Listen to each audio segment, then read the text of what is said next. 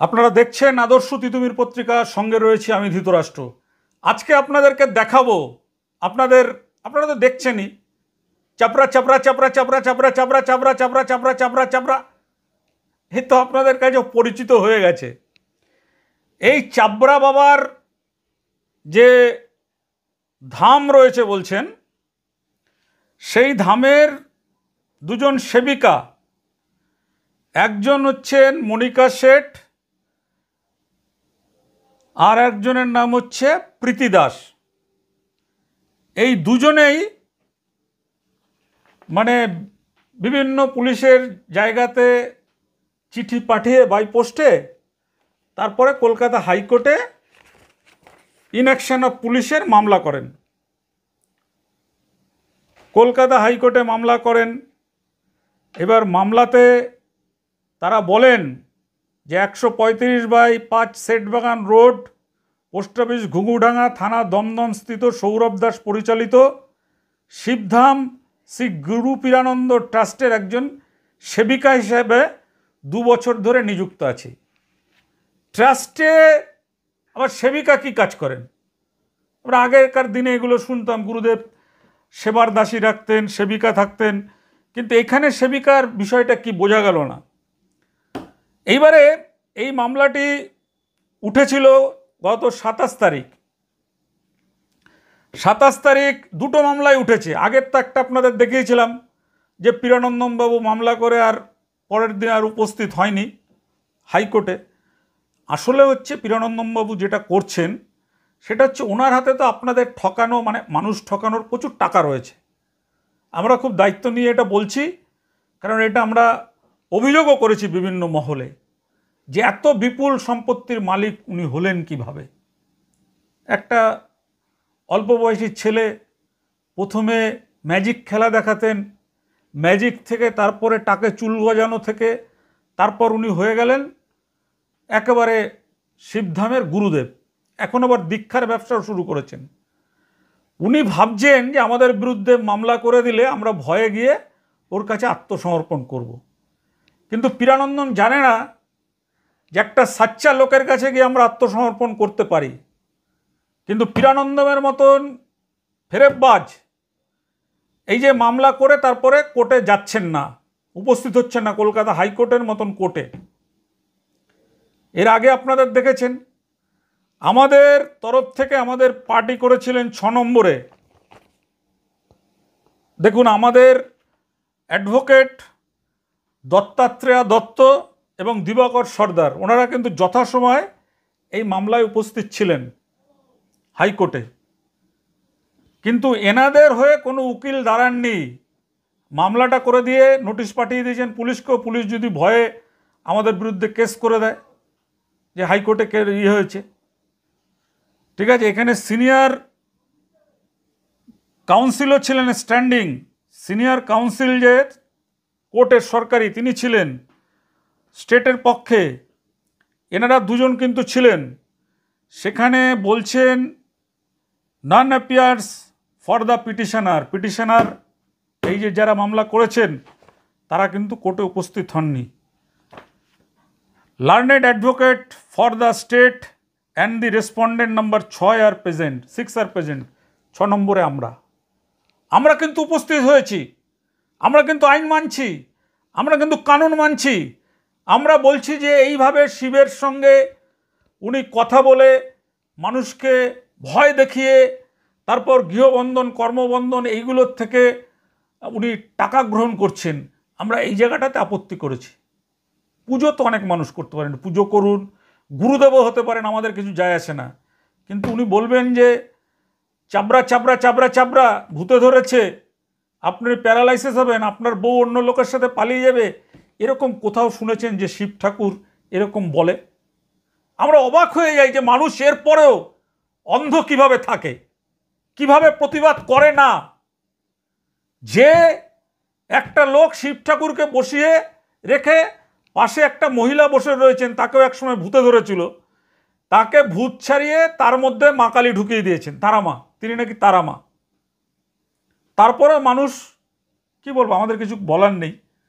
যদি আমাদের এই প্রচারে আমাদের এই প্রতিবেদনে মানুষ যদি একজন মানুষও বুঝে থাকেন যিনি ধাপ্পাবাজ, মানুষ ঠকানোর জন্য এই ধরনের কাজ করছেন, তাহলে আমরা মনে করব সেটুকুই আমাদের সফলতা। যে বুঝবেন না তাকে আমরা বোঝাতে চাই না, কিন্তু দেখুন কোর্টে মামলা করে কোর্টে উপস্থিত হচ্ছে না। তারপর কি লিখলেন বিচারক মাননীয় তীর্থঙ্কর ঘোষ মহাশয়? List the writ petition under the heading motion 2 in the monthly list of September 2025। Monthly লিস্টে পাঠিয়ে দিলেন। যে মামলাটা ডেলি লিস্টে ছিল সেটা মান্থলি লিস্টে পাঠিয়ে দিলেন। কেন পাঠিয়ে দিলেন? কারণ হচ্ছে এই সৌরভ দাসের যে সেবিকা দুজন যারা মামলা করেছিলেন তারা উপস্থিত হননি। আমরা বিচারক কি বলছেন সেটা আপনাদের সামনে তুলে ধরি, তাহলে আরও ভালো আপনারা বুঝতে পারবেন।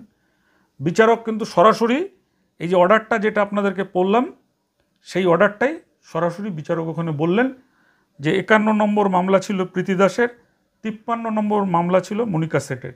এই দুটো মামলাতেই কিন্তু অনুপস্থিত ছিলেন তাদের অ্যাডভোকেটরা। দেখুন বিচারক কি বলছে। ঝামেলা করলে অর্ডার কমিয়ে দেবো। Who is for the petitioner? Respondent number 6. None appears for the petitioner. Learned advocate 8 for the respondent number 6, as well as the state is present. Please read petition in the monthly list of September 2025 under the heading motion to next. 52. Next. Pilot. Mr. Ashutosh Bhattacharya is on behalf of the petitioner. He is unable to come. Learned advocate appearing for the petitioner prays for an accommodation. Learned advocate for the state is present. List the read petition in the monthly list of September 2025 under the heading motion to next. 53. Hey, 52 হয়ে গেল, 53 করো। None appears for the petitioner. Learned advocate for the state as well as the private respondent number 6 is present. List the read petition on in the monthly list of September 2025 under the motion to next. আপনারা বিচারকের কথা শুনলেন। পীরানন্দন কি চাইছেন জানুন? পীরানন্দন বা সৌরভ দাস বা ভূতমুক্তির হোতা, ইনি চাইছেন যে মামলা করে, মানে আমাদের তো ছোট ইউটিউব চ্যানেল, আমাদের অর্থনৈতিক সেরকম আমরা স্বাবলম্বী নয়, মানুষের আশীর্বাদে আমরা চলি। আমাদের যাতে বারবার কোর্টে হাইকোর্টে অ্যাডভোকেট লাগাতে হয়, ওরা ভাবছেন যে আমরা বোধহয় আর অ্যাডভোকেট লাগাতে পারবো না অর্থের ইয়েতে। ওরা এইভাবে মামলা করে আমাদেরকে ভয় দেখিয়ে আমাদেরকে সরিয়ে নিয়ে আসবে, সরিয়ে নিয়ে এসে ওরাই প্রতারণার কাজটা চালিয়ে যাবে। আপনারা যারা আমাদের খবর দেখেন, আমরা কিন্তু খুব স্পষ্টভাবে বলছি, যদি কেউ কোথায় এটা প্রমাণ দিতে পারে যে শিব ঠাকুরকে ওপরে রেখে বাবা দেখো তো হুঁ হুঁ হুঁ বলে তারপর বলছেন বাবা বলছে, আপনার ডান সাইড প্যারালাইজ হয়ে যাবে, কি ঠিক তো? আপনার বাসায় ডেবে যাবে, আপনার বউ অমুকের সাথে পালিয়ে যাবে, এই সমস্ত ভণ্ডামি। আর এই সমস্ত ভণ্ডামি দেখে যদি আমরা চুপচাপ বসে থাকি, তাহলে এই সাংবাদিকতা করার কোনো লাভ নেই, মানে নেই। অনেক সাংবাদিক রয়েছেন, কেউ এরকম মানে তুলে ধরেন কিনা আপনারাই ভাববেন যে এই যে পীরানন্দমের যে খেলা, তিনি ভাবছেন যে অর্থ দিয়ে ভয় দেখিয়ে আমাদেরকে চাপিয়ে দেবেন। নাহলে বলুন তো, লালবাজারের আইসি ইন্সপেক্টর ইনচার্জ যে চেয়ারে বসে আছেন, সেই ছবি তুলে বাজারে ছেড়েছেন। আমরা তো জানিয়েছি কলকাতা পুলিশ কমিশনারকে, ব্যারাকপুর পুলিশ কমিশনারকে, রাজ্য পুলিশের ডিজিকে আমরা জানিয়েছি। রাজ্য পুলিশের ডিজির নির্দেশে ব্যারাকপুর ডিটেকটিভ ডিপার্টমেন্ট তদন্ত করছে, ডিডি ডিপার্টমেন্ট। সেই তদন্তে স্পষ্টভাবে রিপোর্টে উল্লেখ থাকছে যে উনি যে কাজটা করছেন এটা ঠিক নয়, তারপরেও তাকে গ্রেপ্তার করা হচ্ছে না। আমরা এর আগে আপনাদের দেখিয়েছিলাম যে কিভাবে তাকে পুলিশে তুলে নিয়ে গেল। পুলিশে তুলে নিয়ে যাওয়ার পরে 8-10টা অভিযোগ, কিভাবে তিনি নিজেকে আবার এসে সাধু সাজিয়ে আপনাদের সামনে, মানে মানুষের লাজ লজ্জা তো থাকে। কথায় বলে যে যাদের এক কান কাটা তারা রাস্তার পাশ দিয়ে যায়, যাদের দু কান কাটা রাস্তার মাঝখান দিয়ে যায়। যে লোকটাকে বাড়ি থেকে পুলিশ টানতে টানতে তুলে নিয়ে গেল, হাজার হাজার মানুষের সামনে চিৎকার চেঁচামেচি করলো, মানুষের টাকা ফেরত দিতে হলো, তারপরেও মামলা করে করে আমাদেরকে ভয় দেখানোর চেষ্টা করছে। পীরানন্দমবাবু শুনে রাখুন, এর নাম তিতু মীর। এই আদর্শ তিতুমির পত্রিকার কখনো অন্যায়ের সাথে আপোষ করেনি। আপনার এই দুর্নীতি, আপনার এই জালিয়াতি বন্ধ যতক্ষণ না হচ্ছে ততক্ষণ কিন্তু তিতুমিরের লড়াই চলবে। আমরা শুনতে পাচ্ছি যে আপনি তারাপীঠ গিয়ে সেখানে মুরগি কেটে আমাদের ছবির ওপরে রক্ত দিয়ে স্নান করাচ্ছেন যাতে আমাদের মৃত্যুকা হয়। দেখি না আপনার কতদূর ক্ষমতা আছে, আমাদের মারুন।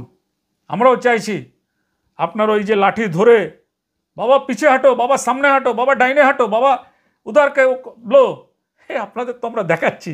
মানে একটা সেই সিনেমার ইয়েতে দেখে এইরকমভাবে মানুষকে ঠকানো হচ্ছে। আজকের আমরা এই পর্বে যেহেতু কলকাতা হাইকোর্টে কী হলো আমরা জানালাম, আমরা প্রস্তুত আছি। আবার 7 তারিখেও ব্যারাকপুর আদালতে মামলা রয়েছে, সেই মামলাতেও আমরা উপস্থিত হব। আমরা দেখতে চাই যে পীরানন্দমের কত কালো টাকা রয়েছে, কত কালো টাকা রয়েছে। আমাদের যিনি আইনি উপদেষ্টা রয়েছেন আইনজীবী দিবাকর সর্দার, কলকাতা হাইকোর্ট এবং সুপ্রিম কোর্টের, তিনি কিন্তু সত্য কথা বলার জন্য, সত্য কথা বলে লড়াই করার জন্য সব সময় আমাদের পিছনে রয়েছেন।